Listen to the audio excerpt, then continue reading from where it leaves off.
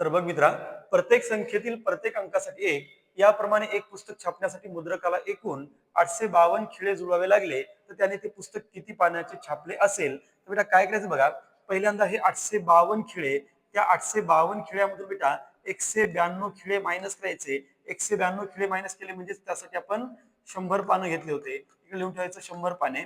आता दोनातून 2 गेला 0, 15तून 9 गेले बेटा 6 आणि 7तून 1 गेला 6. आता हे 660 खिळे जे आहेत आपण 3 अंकी संख्यासाठी जुळवले होते, म्हणून पुन्हा त्याला 3 न भाग द्या. 3 दोन्ही 6, 3 दोन्ही 6 आणि समोरचा एक 0.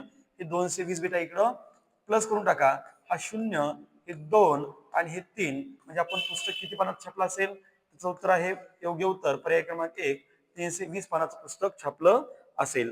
त्यानंतर दुसरा जो प्रश्न आहे तो प्रश्न आहे पहा, प्रश्न क्रमांक 2.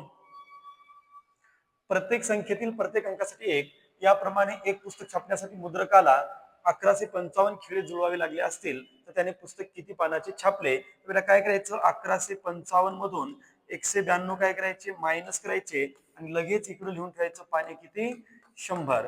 ठीक आहे. मग त्यानंतर वजाबाकी करा. 5तून 2 गेले 3, 15तून 9 गेले 6 आणि बेटा इथं 10तून 1 गेला 9. आता हे 963 खिळे आपण 3 अंकीसाठी जुळवले, म्हणून पुन्हा त्याला 3 न भाग द्या. 3 त्रिक 9, 3 दोन्ही 6 आणि 3 एक 3 आणि पुन्हा याच्यामध्ये बेटा 321 पानं प्लस करा. हे 1, 2 आणि हे 4. तर असं पुस्तक छापण्यासाठी आपण जर 1155 खिळे जुळले असतील, तर बेटा आपण छापलेलं जे पुस्तक आहे ते आहे एकूण 421 पानाचं. तर मित्रा, आता तुला या ठिकाणी या ठिकाणी जर 582 खिळे जुळवले असतील, हे 582 खिळे जुळवल्याच्या नंतर तू छापलेलं पुस्तक किती पानाचं असेल हे तुला शोधायचं आहे आणि कमेंट्स मध्ये कळवायचं आहे. धन्यवाद.